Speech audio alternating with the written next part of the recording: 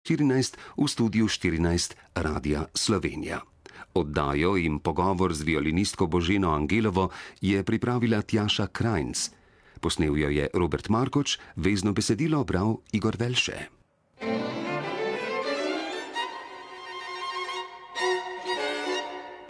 Ženske v svetu glasbe.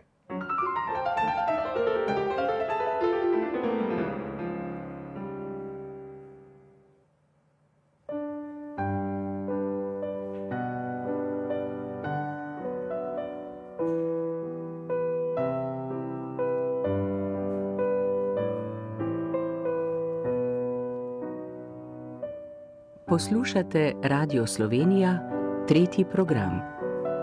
Program Ars.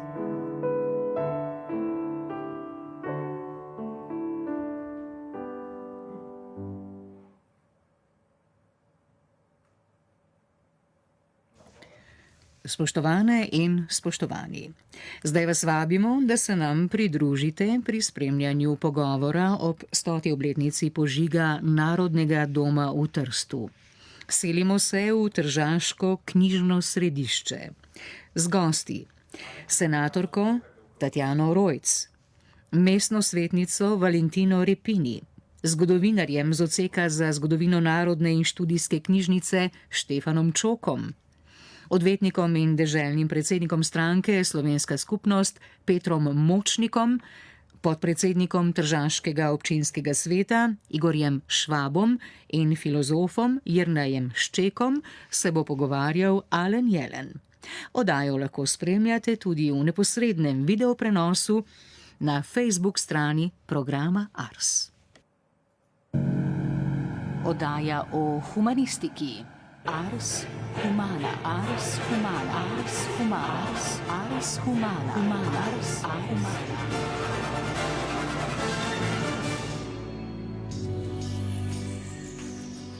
Spoštovani poslušalci in gostje, pozdravljeni v današnji oddaji tretjega programa Nacionalnega radia Slovenija in tukaj v Tržaškem knjižnem središču na trgu Oberdan, le lučaj v stran od Slovenskega narodnega doma. Na današnji dan pred 100 leti je bil Oberdankov trg poln ljudi, ki so kričali v rdeči svetlobi. Okoli velike hiše pa so možje s črnimi srajcami plesali in vpili viva, viva. In vse naokoli je bilo zmeraj več ljudi. Ves Trst je gledal visoko belo hišo, ki je imela zublje na vseh oknih. Plameni kakor ostri jeziki, kakor rdeče zastave. Tako je apokalipso tiste noči opisal Boris Pahor. In danes, 100 let pozneje, če si sposodim frazo znane performerke, kam plujemo, smo res vsi na isti barki? Je letošnji 13. julij poseben dan, spoštovani gostje, za vas osebno, za Slovence v Furlaniji, Julijski krajini, pa tudi ne nazadnje za Slovenijo in za italijansko prebivalstvo v Trstu. Gospod Šček. Pozdravljeni in hvala za obisk v mestu v Zalivu. Takole bom rekel, preveč vem, da bi se lahko otroško radostil. Seveda je danes prazničen dan, predvsem z institucionalnega vidika, predsednika dveh republik, dveh sosedskih držav, dveh članic Evropske unije sta si segle v roke in tega ne moremo spregledati, gotovo. Torej na relaciji Trst, na relaciji Ljubljana-Rim se danes marsikaj pozitivnega dogaja, se dogaja nek korak naprej, ampak ta korak se ni zgodil tule, pred Narodnim domom, ampak v Bazovici. Torej mislim, da je prvi razlog za to, da je današnje praznovanje tudi polno grenkobe, vsaj kar se mene tiče, dejstvo, da smo potakljivo in površno pomešali dve zgodbi, ki seveda imata zgodovinske usporednice, zgodovinske vzroke in posledice, pa vendar sta dve različnih zgodbe. Mislim, da bi današnji dan bil povsem drugačen, ko bi govorili o Narodnem domu. Vesel sem, da se to počne na Arsu. Veliko vprašanje pa je, ali 13. julij 2020 tudi v Italiji doživljajo kot dan vrnitve Narodnega doma. Bojim se, da temu ni tako. Gospod Močnik, za vas je to poseben dan? Poseben lahko iz več razlogov. Gotovo, kot je kolega tukaj povedal, verjetno bi potrebovali eno pot za spravo in drugo pot za ureditev lastništva neke nepremičnine, ki je omenjena v zaščitnem zakonu za slovensko manjšino v Italiji. In politika je pač naredila drugačno pot in je te stvari malo pomešala. Jaz moram reči po pravici, še vedno zame 13. julij je dan Narodnega doma. Zame je to dogodek, na katerega se rad opiram. Dogodek je tragičen, ker je obletnica požiga centralne stavbe Slovenske narodne skupnosti še pod Avstrijo. Razumem, da je okrog tega bilo veliko diskusije, veliko govora. Italija pelje naprej neko državno propagando že 20 let. Verjetno bi bilo treba drugače odgovoriti na tako propagando, kot se to dogaja. Ampak, kot sem rekel, upam, da se bo tukaj začel en resen pogovor o spravi, ker se po mojem danes ne konča, komaj začne. In na drugi strani, da se res ta projekt vračanja uresniči ne v 15 letih, kot bi si pričakovali za normalne roke v Italiji, ampak prej. Gospod Igor Švab, vaši vtisi današnjega dne vas osebno? Zame osebno je seveda trenutek, ko letos 13. julij ima poseben pomen. Narodni dom postane spet, gre spet v las naše narodne skupnosti. Mislim pa, da je dan tudi, ko se lahko spet zažene tisti simbolni 13. julij pred 10 leti s koncertom 3 predsednikov na glavnem osrednjem trgu, ko so se sedeli skupaj 3 predsedniki 3 sosednjih narodov, 3 sosednjih držav ob Jadranskem morju, ki je enkrat delilo narode in narodnosti in države. Danes to morje povezuje v eni skupni 3 države, v eni skupni domovini, ki imenujemo Evropa. In mislim, da to lahko pomeni tudi eno novo odnos med Italijani in Slovenci v našem mestu, ki je takrat s tistim 13. julijem lahko bil začetek in danes to lahko utrdimo. Utrdimo tudi s tem, da priznamo to, kaj se je dogajalo v tragičnih obdobjih prejšnjega stoletja, 20 let prejšnjega stoletja, z fašizmom, z nemško okupacijo in tudi s tem, kar se je po vojni dogajalo v tistih 40 dneh. Evo. To je pomisli pa Evropa lahko to pomaga, to evropsko vzdušje, v katerega pa globoko verjamem. Gospod Štefan Čok.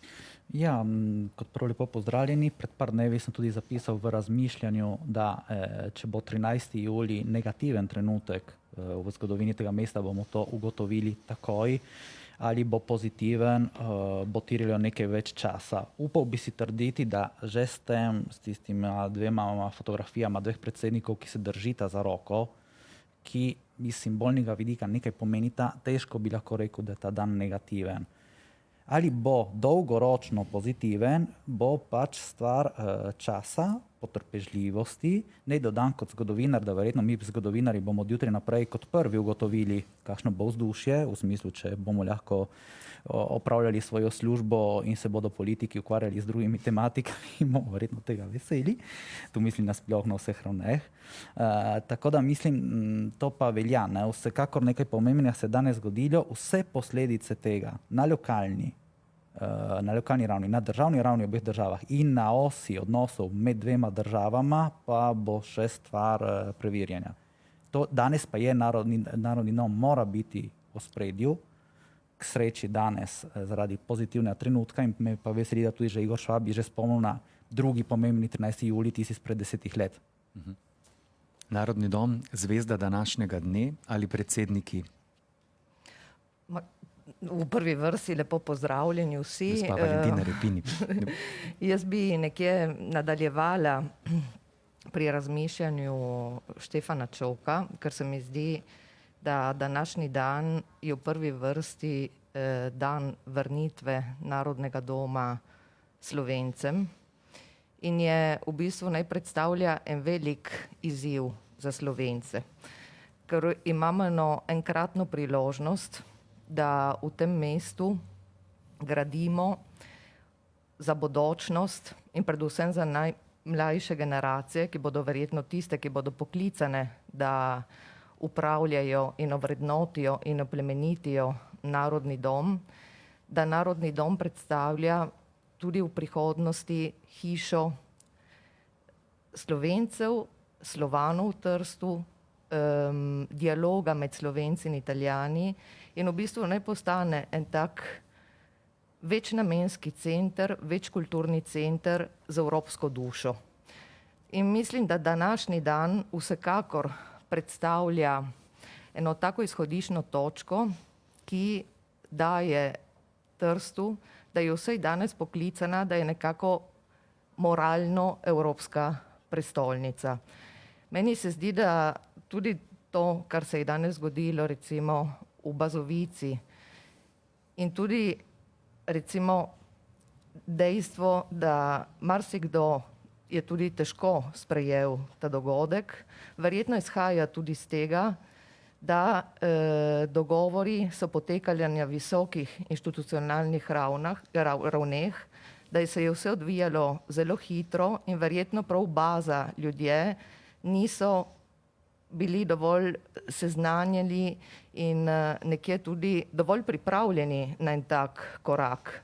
Ker če se spomnimo recimo na dogodek, ki sta ga omenjala Štefan Čok in Igor Švab in sicer pred 10 leti ta znameniti obisk Trsta 3 predsednikov s koncertom, 3 predsednikov, ta velik spravni dogodek je nastal z eno določeno pripravo. Ne nazadnje zelo pomembnim srečanjem, ki ga je imel takrat senator Miloš Budin z visokim predstavnikom Ezulov Stotom, ki sta ga v bistvu nekje vodila glavno urednika Primorskega dnevnika in Il Piccola in v bistvu nekje eno vzdušje na pripravljenost ene širše baze na dogodek je bila močnejša. Evo, morda tokrat recimo ljudje so bili še premalo pripravljeni na tak korak.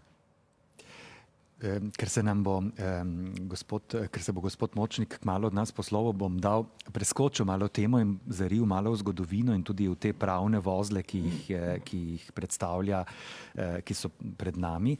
Avstro-Ogrski Trst je bil multikulturen in je veljal za gospodarsko varno in bogato svetovljansko mesto. Danes bi zagotovo rekli mesto po vzoru evropskega duha, pravo mesto, ki bi bilo lahko vzor Evropski uniji.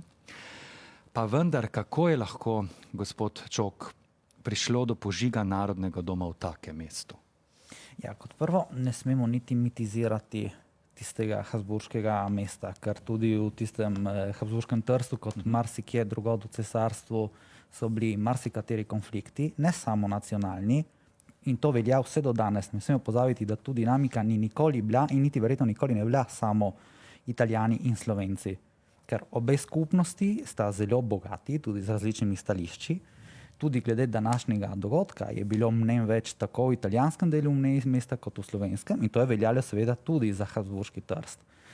Po prvi svetovni vojni se to mesto nahaja v ozračju velike negotovosti. Naj spomnim, da takrat ni niti še dokončno določena tista meja, ki bo itak močno zarezala v slovensko zemlje, mislim na Rapalsko mejo. Ampak Rapalska meja je od novembra 1920, julija 1920, tu še govorimo o demarkacijski črti. Pomeni, da je še vse zelo negotovo, ne toliko pripadnost Trsta. To o tem je vsem jasno, da bo potem postal italijanski. Ampak nasploh ureditev tega prostora je še zelo negotova. Pristop, ki ga ima liberalna Italija, ki takrat je še liberalna država, do vprašanja manjšin je zelo negotov in protisloven od samega začetka od novembra 18 dalje. In medtem se pa začne uveljavljati to novo gibanje, fašizem, ki ima pa zelo jasen odgovor na vprašanje, kaj je z nacionalnim vprašanjem v tem prostoru. Ga ne sme biti. Manjšin ne sme biti in torej od samega začetka fašisti udarijo v tiste kraje, ki so iz simbolnega vidika najpomembnejši. In Narodni dom je seveda tisti, ki ima najmočnejšo valenco, ker je tisti element, ki takoj izpodbije prav zelo vizualno tezo, da je Trst le italijansko mesto. Seveda Trst je italijansko mesto, a ne samo. In Narodni dom je najvidnejši element, ki dokazuje, da ni samo tisto. In torej je seveda postane že od novembra 18 dalje v samem vrtincu tistega dogajanja. Gospod Peter Močnik, zakaj Italijani? Vem, da se boste tukaj zamislili nad Italija, Slovenija, ampak vseeno za lažjo terminologijo uporabljam ime Italija, Slovenija. Zakaj Italijani tako težko vračajo Narodni dom in naše nepremičnine, kljub zakonom?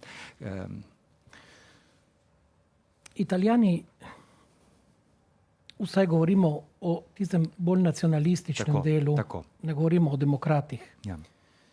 Bolj nacionalistični del italijanski še danes ni prebavil, da nima več meje, ki je bila leta 20. In torej pravi, da nima nič zavračati, ker so si itak pobrali Dalmacijo in Istro. In so morali pustiti hiše, zemljišča, bežati. Torej, da smo si Slovenci itak prisvojili po vojni njihovo premoženje, italijansko premoženje, in ker nismo nič njim vrnili, tudi oni ni imeli zavračati njim. To redno pišejo po spletnih medijih. Torej so stališča, ki so javna. Če gledamo pa na tisti recimo bolj demokratičen del italijanske populacije,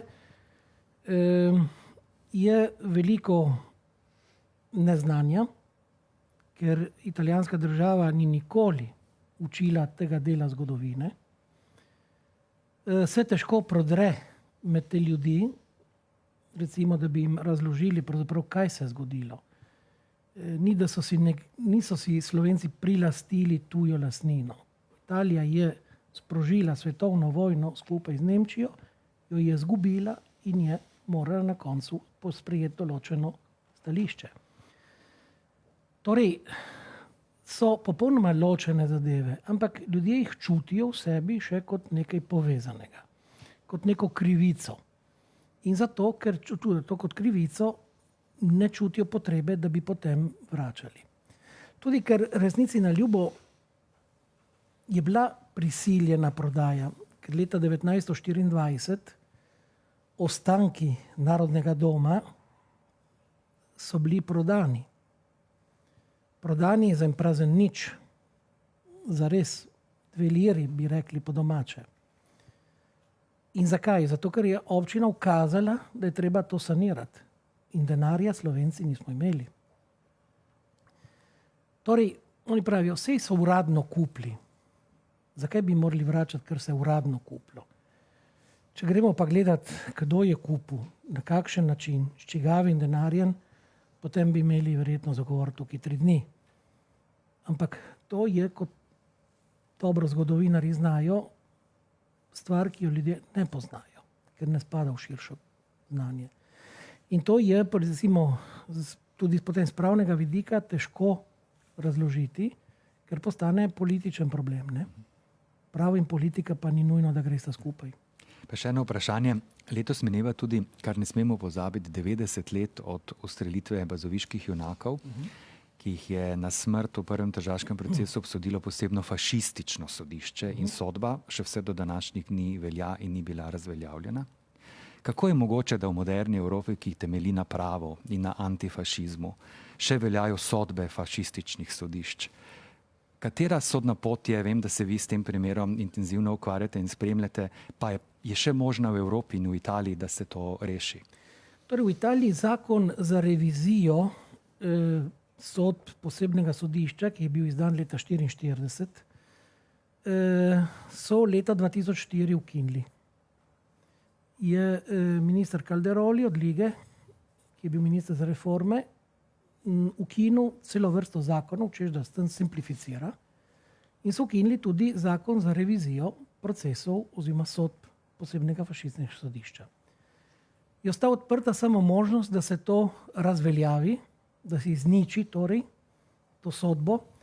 Podobno se je zgodilo z sodbo drugega tržaškega procesa leta 1973, ampak tudi tam je bila sodba izničena, ni pa omenjenih v sodbi tistih, ki so bili ustreljeni na občinah. Ne vemo zakaj. Je skušam priti do te sodbe, so že 4-krat vprašal na Vrhovno sodišče, če mi pošljajo kopijo, niso niti odgovorili. Verjetno bo treba direktno v Rim iskati. Torej, ta pot je še edina. Zakaj se ni prej to naredilo, ne vem, ker meni so to stvar dali v roke pred par leti, ko ni bilo več možno pač popravljati, revizije narediti. So mi rekli, da takrat ni bila revizija napravljena, ker je nek drugi odvetnik svetoval, da je to zelo nevarno na osnovi neke sodbe ustavnega sodišča. In zato se tudi stvar takrat ustavlja. Za italijanske nacionaliste, ki si jih prej omenjal, to so, in še danes to pišejo povsod, pač jugoslovanski teroristi, ki so hoteli priključitev Trsta Jugoslaviji in zato ni kaj tukaj popravljati. Da so bili potem v resnici prvi antifašisti, ki so bili skupaj z Gortanom na leto prej ustreljeni strani posebnega fašističnega sodišča, to je spet stvar, ki mora priti komaj v kri, ne, sogovornika. In ni enostavno. Se skuša vsako leto z govorniki v Bazovici to narediti, da se tudi malo razloži, da se torej da neke informacije, ampak kot sem rekel, tudi tukaj politika in pravo velikokrat sta sprta, čeprav ne bi smela biti. Kakšni so vaši obeti? Jaz upam, da bi pač dobili no pot, da bi kot za drugi proces, tudi za prvi dobili to izničenje. Sveda je ena pot, ki jo ne smeš grešiti. Če začneš in zgubiš, potem si pokopal dokončno, boljše ne začeti. Če jo začneš, moraš biti gotov že na začetku, ne rečem 100%, ampak 95% gotovo, da ti bo šla skozi. Ker če ne, ponavljam, boljše dopustim primeru, ne? Ampak tukaj recimo kakšne evropske sodne institucije ne ker ne morejo spremeniti sodbe, ki je italijansko uradno sodišče izdalo. V tistem trenutku je bilo to uradno italijansko sodišče, čeprav je bilo proti vsakemu pravilu človekovih pravic, ampak tudi Evropsko sodišče za človekove pravice ne more izničiti ali spremeniti tiste sodbe. Ne? Lahko kaznuje Italijo, ker je ni še popravila, ampak to mi ne reši problema. Hvala lepa. Hvala lepa. Predlagam, predno se boste poslovili, da še poslušamo in damo možnost gospe senatorki Tatjani Rojc. V oddajo smo jo povabili. Gospa se je našemu vabilu prijazno odzvala, a so jo danes zadržale protokolarne obveznosti, zato smo pogovor z njo posneli. Poglejte, mislim, da je 13. julij zgodovinski dan. Prvič, ker se zgodi, da se za stoletnico požiga Narodnega doma premakne, bi rekla, kar nekaj visokih institucionalnih predstavnikov od obeh predsednikov republike do številnih ministrov, in to se dogodi prav na tisti dan, ko se je začelo nasilje nad Slovenci pred 100 leti. Drugič je to posebni dan, ker se bo predsednik Republike Italije poklonil našim bazoviškim junakom in glejte, zaradi obsodbe posebnega fašističnega sodišča leta 30 so ti naši 4 junaki, ti fašisti, še danes oznamenovani kot teroristi. Zato mislim, da je ta trenutek res izredno pomemben. Žal je bil ta slovesni velik trenutek zasenčen od polemik, ki so spremljale simbolni poklon, ki ga bosta oba predsednika naredila tudi na Bazovskem šohtu, ampak to mislim, da je pravzaprav, vsaj po mojem mnenju, začetek nekega novega, drugačnega sobivanja. Zdaj dovolimo nam samim in drugim, da spoštujemo vsak svoje spomine, vsak svoj zgodovinski in ne samo individualni, ampak kolektivni spomin. Torej, ne nazadnje pa je to zgodovinski dan tudi ker prejme pisatelj Boris Pahor in veste, da imam z njim neko posebno vez zaradi 20-letnega udejstvovanja in ukvarjanja z njegovim literarnim opusom, prejme 2 najvišji državni odličji in to je prvič, da Slovenec prejme viteza di Gran Croce, to je najvišje italijansko odlikovanje, da prejme zlato odličje Republike Slovenije in da se to dogodi v istem trenutku. To predstavlja res unikum v zgodovini države. To v nedeljo sem ga obiskala na njegovem domu in oba sva bila ganjena, ker pravzaprav oba sva globoko prepričana, da sta ti 2 odlikovanji v imenu mrtvih, v imenu vsega, kar je preživel on sam in kar so preživeli številne generacije, v imenu forsirane italijanizacije vseh Primorcev, v imenu Lojzeta Bratuža, ki je doživel strahotno smrt, v imenu vseh talcev, ki so padli, v imenu tistih, ki se niso vrnili iz taborišč, ne samo nacističnih, ampak tudi fašističnih. Mislim, da je to zaradi tega, mislim, da je 13. julij 2020 zgodovinski dogodek. Italija se nikoli ni opravičila Slovencem in tudi ne Sloveniji za fašistično nasilje, naprimer tako kot Nemčija. A menite, da z vračanjem Narodnega doma Italija vsaj na nek simbolni način, na simbolni ravni priznava krivdo, krivice storjene našim ljudem? Mislim, da je to velika gesta, ker je zelo, zelo zaželjena bila in podprta od predsednika Mattarelle, kar pomeni, da se predsednik Mattarella v imenu države, v imenu vsega zla opravičuje vsem nam. Glejte, kdor je bral kakšne dnevnike, spomine na to, kar je pomenil požig Narodnega doma, ne samo za Slovence, tudi za italijanski Trst. To je en tak mejnik v koncu tiste zlate ere multietničnega, večkulturnega Trsta, ki se je dobesedno zrušil na pogorišču Narodnega doma. Kako si razložiti to, da recimo v tržaškem občinskem svetu, naprimer Naprej Italija, pa tudi Liga, nasprotujeta samo besedi vrnitev Tržaškega narodnega doma in da neprestano odpirata vprašanje že dobljenih odškodnin in omenjata kulturni dom na ulici Petronio?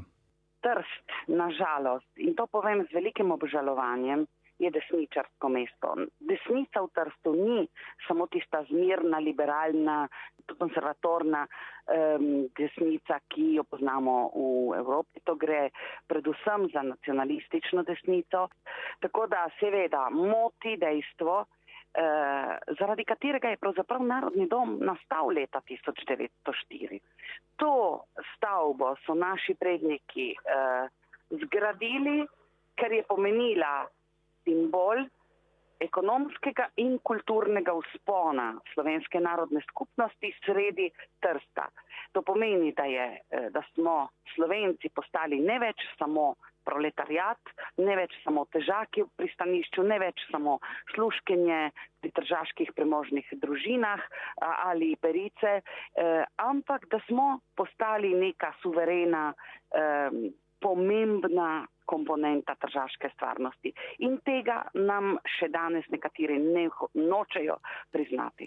Ampak kako je možno, naprimer, da Slovenec z Tržaškega, s Furlanije, Julijske krajine voli stranko, v kateri pomeni tako malo ali nič, ali celo to, da je protislovenska? To je tisto vprašanje, s katerim se ukvarjamo tisti, ki smo se znašli pred dejstvom, da skoro 1/3 Slovencev ne izbira več, tako kot je izbirala pred leti, ampak izbira na podlagi nekega novega protesta, nekih novih obljub, neke nove nestrpnosti. Ni odgovora za to, vsaj jaz ga nimam. To je težko vprašanje, kakorkoli dejstvo, da se nekateri slovenski volivci ne odločajo več za slovenskega kandidata oziroma za stranke, ki so bile vedno na njihovi strani, to je seveda odprta rana in o tem bo vredno razmišljati, ne samo 13. julija. Kaj bi morala storiti uradna Ljubljana za ljudi, za naše rojake, ki živijo tukaj na etničnem ozemlju Slovenije, od Trsta preko Gorice, Vidma, vse do Kanalske doline in Rezje, pa vse tja čez na avstrijsko Koroško? Večkrat sem že povedala in povem še enkrat. Osrednja Slovenija marsikdaj misli, da se nacionalni teritorij in narodno telo zaključi nekako na Lendavi, na Ljubelju, na Fernetičih. Ne, dejansko mi spadamo slovenskemu narodnemu telesu, tako kot Korošci, kot porabski Slovenci, kot manjšina na Hrvaškem.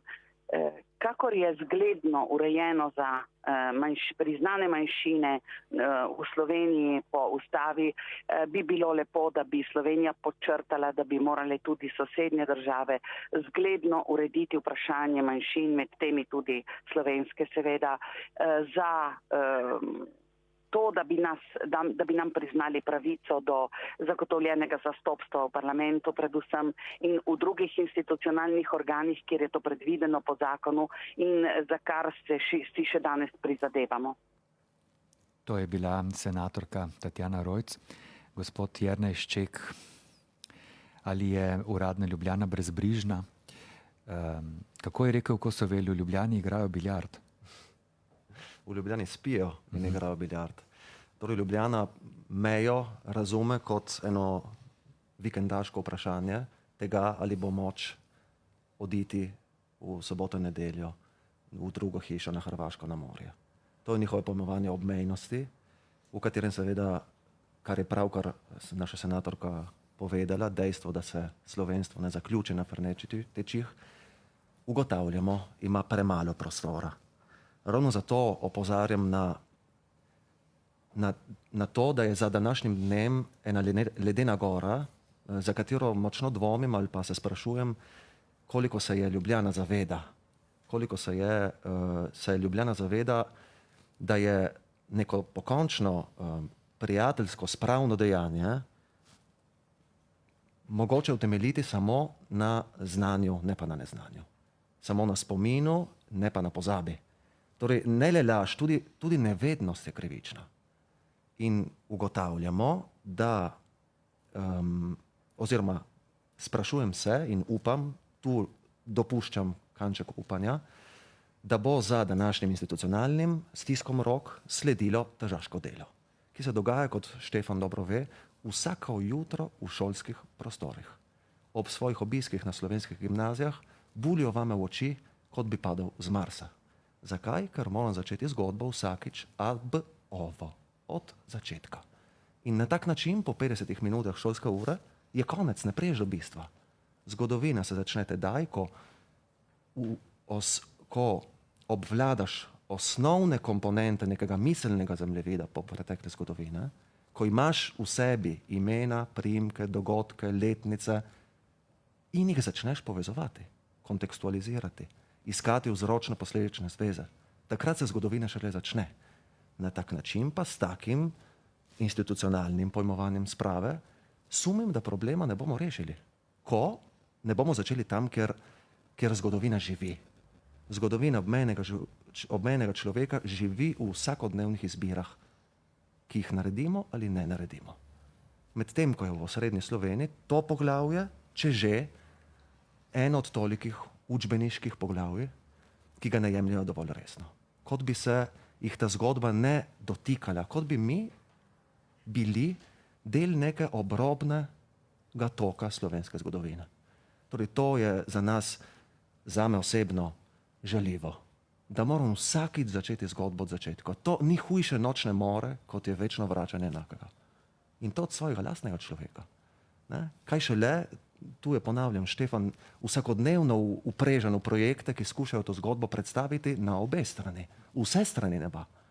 In imava težave. Zato, ker ponavljam, ab ovo od jajca. Ja, se ne da z geslom. Tja do jabolka je še dolga. Ne da se zgodovina z geslom rešiti. To bi jaz hotel, polniti miselni zemljevid, ne pa ga prazniti.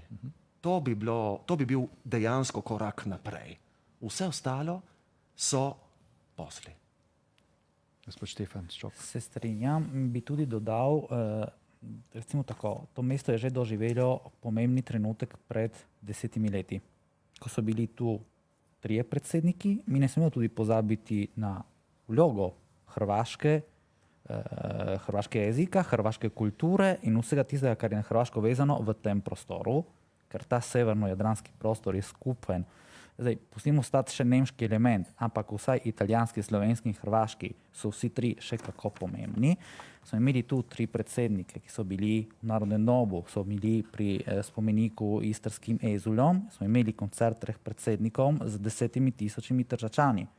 10 000 Tržačanov, ki ploska vsem 3 državnim himnam in ne žvižga noben izmed 3, je eno veliko dejanje. Za tiste, ki so bili na tistem trgu, je bilo res pomembno. Vprašanje je potem, kaj se je zgodilo od takrat naprej. In mislim, da je velja vprašanje za vse nas. Mislim, ni samo vprašanje 2 držav, je vprašanje, v katerega se moramo zamisliti vsak izmed nas, vsak dan, od tistega trenutka dalje, oziroma tudi od jutri dalje, kaj bom jaz storil za to, da bi pripomogel k temu, da ta današnji dan, za katerega sem rekel prej, še ne vemo, če bo imel pozitivne učinke, kaj lahko storim za to, da jih ima.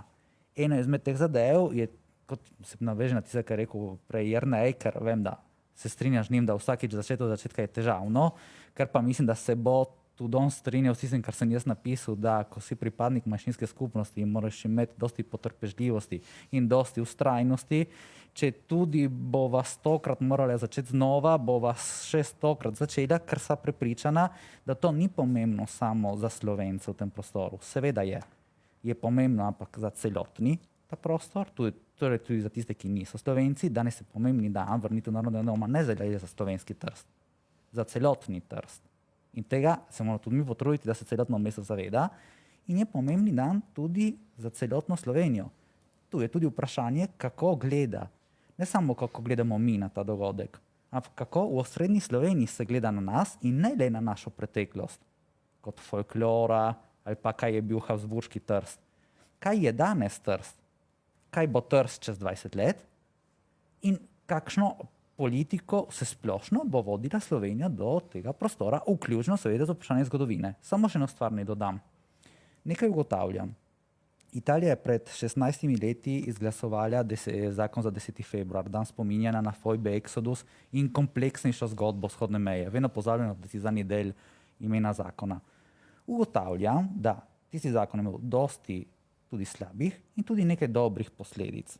Naprimer, ravno včeraj smo posedovali dokumentarec, ki ga so naredili dijaki iz dežele Toskane, ki so že 2-krat prišli k nam, so bili v Narodnem domu, so bili seveda na Šohtu, so bili pri Junakih, so bili v Gonarsu, so bili v Rižarni, so res prišli zelo spoštljivo spoznati ta naš prostor. Koliko podobnih zadev se dogaja na slovenski strani, da bi spoznali kompleksnost? Jaz večkrat vodim tudi kakšne skupine šolske po Gorici, Novi Gorici. Iz Italije pride dosti skupin, da bi spoznali, kaj je tisti trg Evrope, kaj pomeni mesto, ki ga ločuje meja, eno mesto, ki je na 2 straneh meje, ker to je pristop Gorice, Nove Gorice danes. Kaj so si mislili, če lahko še vrnemo do aktualnosti, kako so doživeli v srednji Sloveniji to, da mi Primorci zdaj smo bili nekaj časa ločeni, ker se je ponovno zaprla meja zaradi covida? Če živiš ob meji, to še kako zaznaš. Jaz da mesto tega, moj svet se je končal 300 metrov od doma, ker če nisem smel, sem lahko šel do marketa in nazaj. In pa lahko zagotovim, da mi ni bilo težko imeti samo 300 metrov razdalje od hiše, ampak to, da sem vedel, da pri Frnečah ne smem več prečkati tiste meje, tisto pa še me še kako zabolelo. In tega tisti, ki živijo daleč od meje na obeh straneh, se zavedajo ali ne? Specifike tega, da živiš vsak dan, da je meja nekaj vsakdanjega, se zavedajo. To mislim, da je vredno razmisleka na obeh straneh.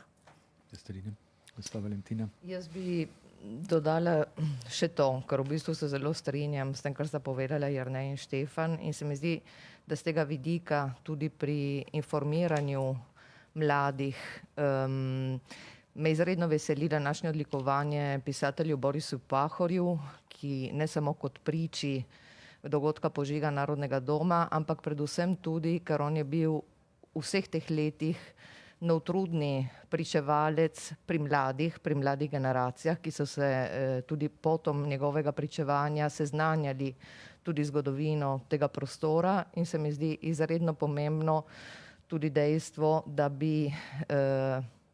mislim, da je dozorel čas, da tudi Italija sprejme in da bi se v italijanskih šolah dijaki učili in spoznali od blizu poročilo slovensko-italijanske mešane kulturno-zgodovinske komisije, ker mislim, da je to nujno potreben korak za to, da ne samo to mesto, ampak cel ta prostor in predvsem mladim omogočamo, da živijo z znanjem dogodkov, spoštovanjem različnih spominov, ker jaz moram povedati, da osebno ne verjamem v skupni spomin, verjamem v različne spomine, ki pa znajo si prisluhniti in se spoštovati. In v isti sapi naj povem, da pri vsej tej zgodbi mislim, da recimo od koncerta treh predsednikov klima v tem mestu se je pri demokratičnih ljudeh izredno izboljšala in spremenila. Dejstvo da je, da tisto klimo pa morajo gojiti še naprej inštitucije, ki nosijo velike odgovornosti za tiste trenutke, ko se situacije izostrijo. Naj povem recimo kot primer, zdaj v svoji izkušnji občinske svetnice, recimo, da je letos tržaška občina postavila spomenik Danunciju ravno ob stoletnici okupacije Reke, kar je ustvarilo pravcati diplomatski incident, in takih dogodkov v bistvu mi ne potrebujejo, ker rahljajo ves trud, ki ga vlagamo v to, da živimo v spoštovanju, prijateljstvu in v miru. In zelo podobna zgodba se je zgodila zdaj mesec pred današnjim dnem, v bistvu pred 13. julijem, ko je tržaška občinska uprava v bistvu z sklepom, ki je bil sprejet v odboru, v bistvu ne bila omogočena diskusija niti v občinskem svetu, na vrat na nos postavila kot mestni praznik obeležje 12. junija in v bistvu trenutek, ko je jugoslovanska vojska zapustila Trst. Recimo taka dejanja se mi zdijo neodgovorna in grejo v bistvu navkriž temu, kar si v bistvu demokratični ljudje v tem prostoru obetamo in trudimo, da bi to mesto res zaživelo ponovno kot kozmopolitsko in evropsko mesto. Gospod Švab, kje izgubljate največ energije, ko se pogovarjate s svojimi kolegi v mestnem svetu? Ne smemo pozabiti, da je mesto Trst vedno bilo desno usmerjeno. Kot je povedala pravilno senatorka Rojčeva. In vedno se radi spominjamo, jaz sem prvi, ki zelo rad se spominjam in sem omenil, kot tudi sogovornik so imeli koncerte predsednikov. Ampak moramo se zavedati, da tisti večer politika, ki je takrat upravljala mesto, je bila odsotna. Je bil prisoten samo župan. Njegova desno-sredinska uprava je bila popolnoma odsotna. Ko je Slovenija postala polnopravna članica te velike družine Evrope, se je praznovalo v Gorici, v Trstu ni bilo nobenega dogodka. Nasprotno, desničarski krogi so pod konzulatom Republike Slovenije protestirali proti vstopu Slovenije v Evropsko unijo. Ko je župan s kolegom Terčonom, županom občine Sežana, odprl Fernetiče, torej ko je Slovenija postala polnopravna članica šengenskega območja, je njegova politična uprava protestirala na Lazaretu in z baklado protestirala proti vstopu Slovenije v šengensko območje. Torej, to je dokaz, da en Trst še vedno razmišlja drugače in vedno je tisti Trst, ki namesto, da bi pogledal in gradil bodočnost našega mesta za mlajše generacije, se obrača nazaj v zgodovino, v preteklo zgodovino in izrablja zgodovinske dogodke za dejansko si nabirati kredit za volitve. Pa jim uspeva? Žal uspeva. tudi zaradi določenih napak najbrž druge levosredinske koalicije. Ker kakšenkrat se napravijo določene napake in potem vemo, da volivci zelo radi gredo ali pa nasedajo tudi nekaterim obljubam.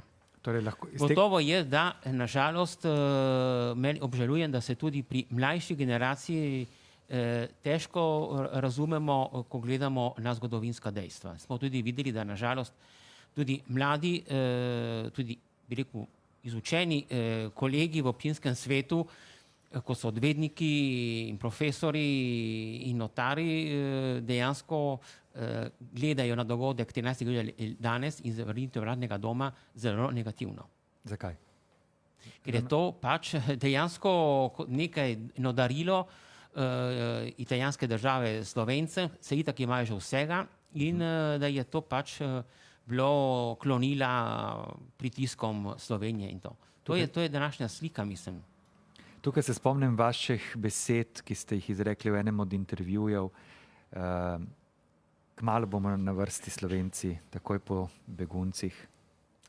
Ponavljam, fašistov se ne bojim, ker so kot če je družba telo, vsako telo razvija svoje rakave celice. In torej na vprašanje, ali se fašizem vrača, jaz odgovarjam, ne, nikdar ni odšel. Problem je, da se iz beznic, iz kleti, prelevi v uradno naracijo tega mesta in tako imenovane vzhodne meje. To je problem. In zato nekje je težko biti bolj papeški. Mi bi radi bili, mi smo dobri in bi radi bili svetniki z nekom, ki pač to ni. Dejstvo, da predsednika republike, ki si je danes segel roke s slovenskim homonimom, pred par meseci ob 10. februar razglasi Slovane kot narod, ki je izvedel etnično čistko nad nedolžnim ljudstvom, je en precedens, je en simptom enega stanja duha, ki je desničarsko, nacionalistično, izključevalno v tem prostoru jadransko in redentistično retoriko prelevil v uradno pripoved in legitimiral, seveda s preslikavo, tisto, kar mi trdimo o fašizmu.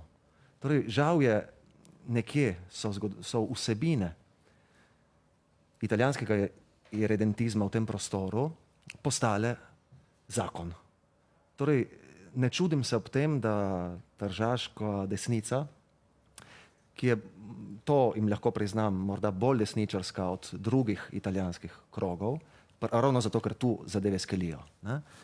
Ne čudim se ob tem, da se obregne ob vrnitvi Narodnega doma in da to zgodbo prikaže po svojem zato, ker so vendar mesto odrešili avstrijskega in tudi slovanskega žezla. Če je za nekoga Wilhelm Oberdank junak zato, ker je v neslutenih časih pridigal o italijanskosti tega prostora, zato ker tu živijo Italijani. In če je Mussolini čez nekaj desetletij izvedel preporodovsko, atavične, starodavne preporodovske želje o tem, da se meje italijanske države zaključijo tam, kjer Italijani živijo, torej da je meja Dinarsko gorstvo ali Nevozo če Siama, če res teremo, ta zadeva je danes na tak način legitimirana. Ne čudimo se nad tem, da v taki naraciji prostora za slovanstvo in za večetničnost ni. Gospod Švab, kaj je tisti problem, ki bo zdaj pred vami v občinskem svetu, da izpeljete do konca vrnitev Narodnega doma in potem verjetno trgovskega in doma pri Svetem Ivanu in tako dalje in tako dalje? Mislim, da odbor je že nekaj odločil. Mislim, da sprememba samo lahko namembnosti glede prostorskega načrta. To bi moral priti v občinski svet in eventualno kakšni popravki v strukturah. Dejansko pa protokol, ki so ga danes podpisali o prisotnosti predsednikov republike, vse institucije Republike Italije in Slovenije in obeh krovnih organizacij so pač domena samo torej državnih institucij in občinskega odbora in deželnega odbora. Ampak kaj pa občinski svet pri tem nima pristojnosti. Kaj pa s tisto besedo vračati, ki moti neko stranko v mestnem svetu in to predstavljajo s tem, da smo že dobili odškodnino za kulturni dom? Ja, zdaj jaz bi samo verjetno dodala ob tem, kar je povedal Igor. V bistvu mi kot v občinskem svetu bomo izglasovali spremembo namembnosti, ker v bistvu vrnitev časovnica in protokol vrnitve Narodnega doma predvideva, da se bo Tržaška univerza in sicer Visoka šola za tolmače in prevajalce preselila v novo stavbo, ki je sicer občinska stavba, ime je Gregoreti 2. Je stavba, ki v bistvu razpada, ki je v zelo slabem stanju.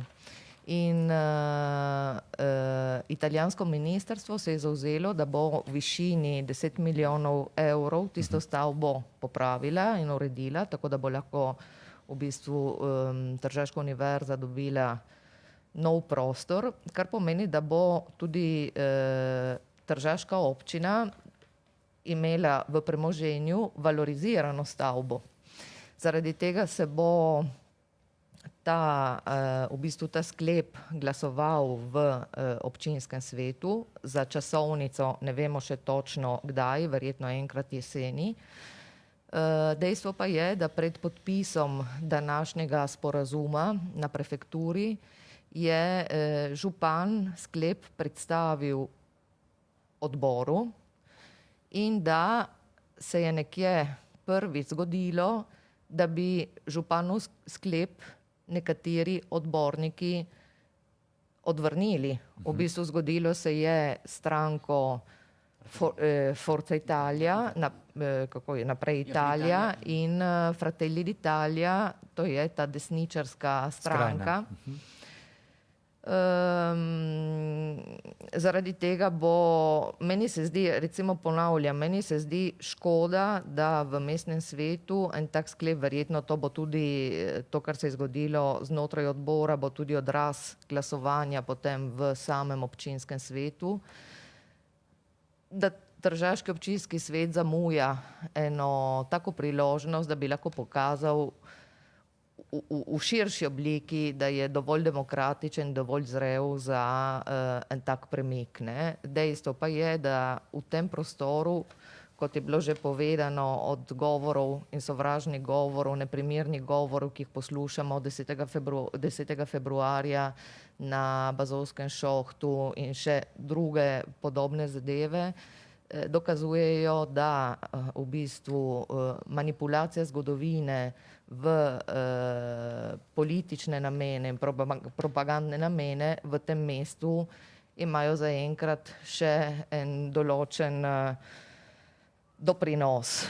Jaz upam, da moja želja seveda je, da bodo demokratične sile in predvsem ljudje, ki imajo pri srcu to mesto. Kar naj povem še eno stvar, ki je zelo praktična. V bistvu v zadnjih 15 letih je turizem, zdaj žal zaradi viroze je verjetno zdaj malo usahnilo vse skupaj, ampak turizem v tem mestu je naraščal. Obiskovalci, ki prihajajo v Trst zaradi tega, ker je Trst večkulturen, pluralen in zanimiv, ker je v bistvu izraz najbolj evropsko-italijansko mesto, recimo. In to je tista, kaj bi rekla, pozitivna točka, ki razlikuje to mesto od drugih mest. To je bogatstvo tega mesta. In zaradi tega jaz si res želim in upam, da bomo s tem izzivom vrnitve Narodnega doma znali biti Slovenci v tem mestu zelo aktivni akteri, ker v bistvu priložnost imamo od danes naprej, ko se bo zgodilo to, da ga bomo upravljali, priložnost imamo, da v bistvu Narodni dom in naše delovanje ob Narodnem domu pokaže ravno to, da znamo biti zelo evropski. Ker se bližamo koncu oddaje, morda Samo še kakšna misel v prihodnost, čisto konkretno. Gospod Šček, kako vidite Narodni dom in Slovence tukaj v Trstu, Forlaniji, Julijski krajini, recimo čez 10-15 let, nekje tako ocenjujejo strokovnjaki, da bo trajalo, da bo resnično Narodni dom res povsem v naši lasti? Da se bo potenca spremenila v akt, bi rekel Aristotel. Tako. Da bo hipotetična vrnitev postala dejanska. Ja. Da se bo veriga srečnih dogodkov izpeljala do konca, dajmo reči. Torej, kdor me pozna, ve, da sem jaz po razumu pesimist, ampak volja me žene naprej. In to se mi zdi pomembno. Ne. Tu absolutno se vračam k ideji evropskosti, ki je gotovo naš skupni imenovalec in bodočnost tega mesta, ki jo vidijo prej drugi kot mi sami. To gotovo drži in na tem bo treba delati. Drugič, predstavljam si eno zgradbo življenja, ne pa kamnite zidove nekje, torej z lastništvom nismo vsega rešili. Zdaj bo treba rešiti problem, kako upravljati to zadevo in kako vdahniti dušo tem kamnitim zidovom. Ne? To je drugi problem. Tretjič, gojiti bodoče generacije od šol dalje. To je na področju, na katerem moramo še zelo veliko narediti, ko se recimo težave sodobnosti na tem obmejnem prostoru pač kažejo in na nje nismo vedno pripravljeni. Mislim recimo na poučevanje na slovenskih šolah v Italiji, na katerih je, lahko rečemo, tretjina učencev iz italijansko govorečih družin. Ne. Tu nam zmanjkujejo resnici na ljubo orodja, zato da utemeljujemo smisel, ne, tudi take šole. Ali je slovenska šola samo posredovalci jezika kot eno sporozumevalno orodje ali še kaj več in tako dalje. To so zelo pereča vprašanja. Seveda pa bi predvsem hotel pokončno stopati po svojem mestu, ki je moje, tako kot je mesto judovske, srbske, hrvaške, italijanske skupnosti, prej še armenske, in stopati po krajih, ki jih poznamo. Torej po vogaljih, v katerih vemo, da je stopal Žiga Zois, da je stopal Tomaž Hren in mnogi drugi. Ne? Torej, takrat mesto zaživi, ko poznaš njegove zgodbe. Ne? In tu nas še veliko dela časa, predvsem v sodelovanju z ostalimi komponentami tega mesta. Vsak je doslej pravil svojo zgodbo, zdaj je čas, da stopimo v razred skupaj. Gospod Čok, 13. julij 1920, Tržaška kristalna noč. Najbolj so nastradali Slovani. Je še mogoče? Se še lahko kdaj ponovi? Glede, vse je lahko mogoče in mislim, ne smemo nikoli privoščiti, da bi si pričakovali, da določene zadeve se ne bodo zgodile več. Prav zaradi tega pa mislim tudi, da si moramo postaviti nekaj konkretnih ciljev. Na samo primer, da govorimo o nasprotnikih, ampak tudi o prijateljih. V teh temih se dosti izgubljavamo z desnico, z desnico, z enimi, z drugimi. Kdo pa je še vprašati Tržaško univerzo? Kaj meni vsem tem? Tržaška univerza vsem tem sodeluje zraven, se bo umaknila, ko mi bojo dali drugo poslopje. Si lahko predstavljate, koliko bi se zataknilo, če bi rektor ali pa študenti univerze zdaj bili pred Narodnim domom in pravili, ta je naša fakulteta, mi nočemo proč.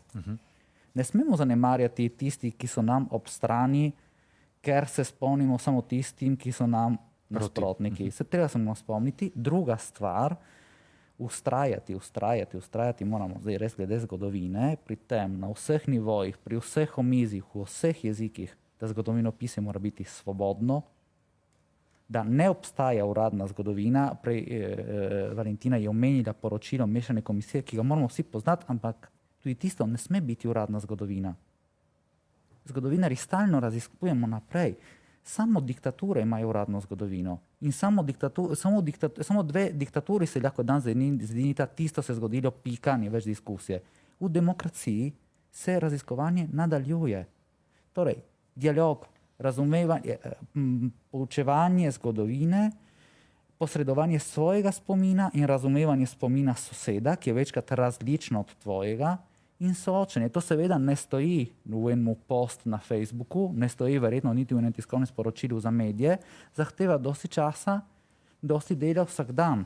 In to nas čaka od jutri naprej. Upam, da bomo vsi na to pripravljeni in da bomo imeli prave inštrumente v šolah, nasploh v mestu, da bomo vsi posvetili več pozornosti poučevanju zgodovine skozi celo leto, ne samo ob takih dogodkih. Ja. In vse te zadeve rabijo od jutri naprej. Hvala lepa, spoštovani gostje. Sklenili smo naš pogovor. Še preden pa se poslovimo, predlagam, da prisluhnemo mislim Kozima Fabrisa, dijaka znanstvenega liceja Franceta Prešerna, ki se je s svojim razmišljanjem pridružil poklonu ob 100. obletnici požiga Narodnega doma, včeraj zvečer na prireditvi na dvorišču Slovenskega kulturnega društva v Barkovljah.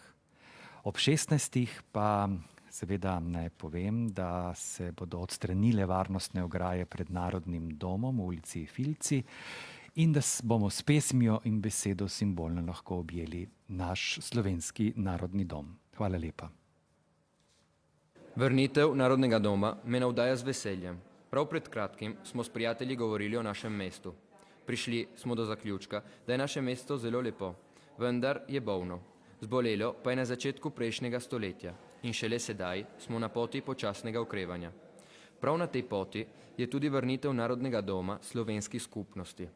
Mesto je zbolelo v trenutku, ko je na skupnost skušala prevladati nad ostalimi, ne glede na številke.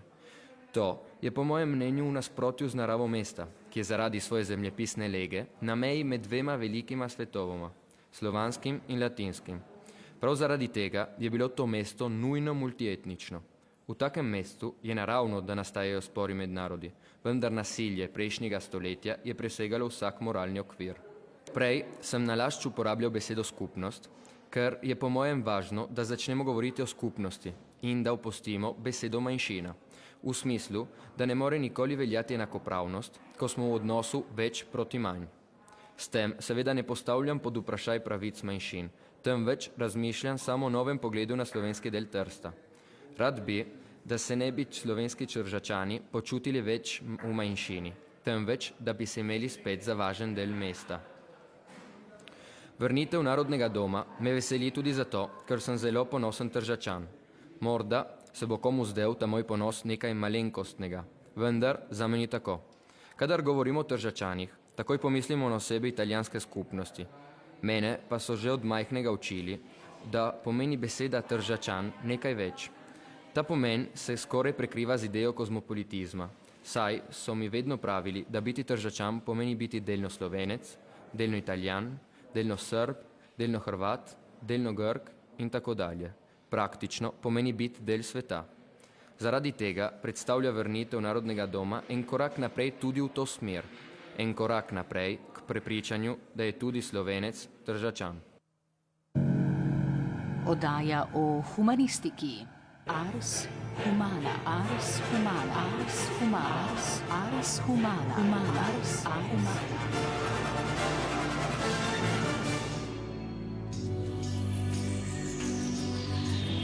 Spoštovani poslušalci, spoštovane poslušalke.